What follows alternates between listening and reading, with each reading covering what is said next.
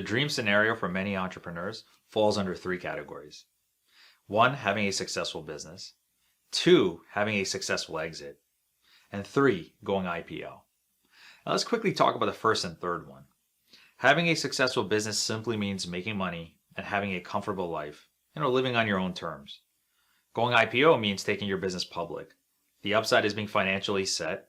The downside is everything you do in your business will be for the financial benefit of your shareholders. Now let's talk about having a successful exit, which is an interesting one. Because in my opinion, if you're starting a business with the intent to hopefully sell it one day, then you're chasing the dollar. Your eyes are on the wrong target.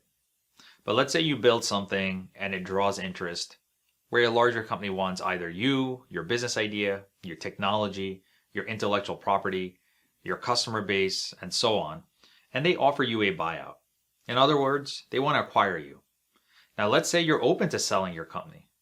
Well, you may be wondering what happens next. Do you think the buyer just says to you, how much do you want? And you give them a price and they say, okay. You sign a contract, you shake hands, and the money's in your account. You're on an island celebrating your success and life is good. That'd be nice, but the truth is it's a little more complicated than that. And on this show, we don't like complicated. We like simplified. So let's do that.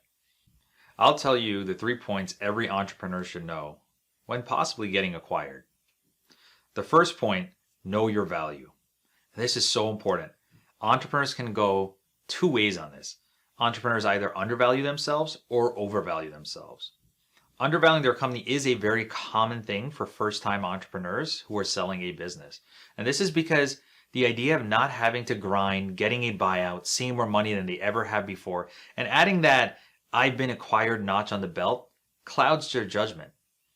Also, entrepreneurs sometimes feel like if they don't take the offer, they will miss out on the deal. Now, entrepreneurs that overvalue themselves think that they are worth more than they really are.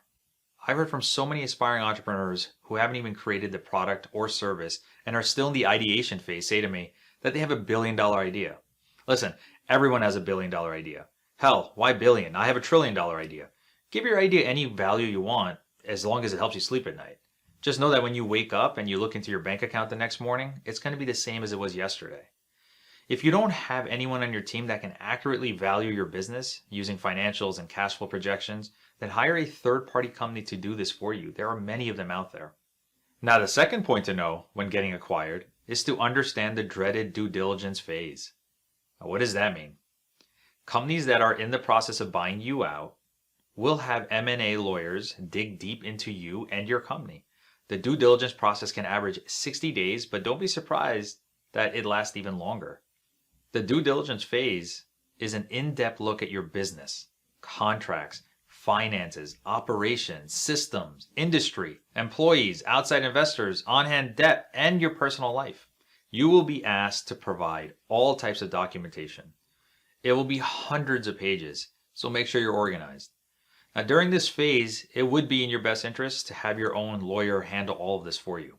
The worst part of the due diligence phase is the restrictions that are placed on you by the buyer. You cannot raise any additional capital, either in the form of investments or debt.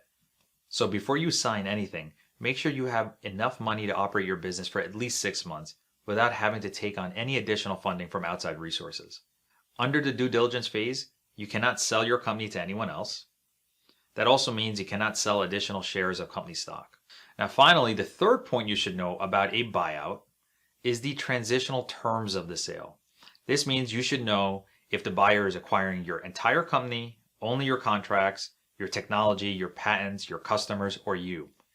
Also, is your company being bought outright, meaning you take the money and you're out? Or will you be part of the package, required to stay on and lead the company? Now, if you're staying on, you should find out if the company will be rolled into the buyer's organization and brand, or will you be allowed to operate as a standalone?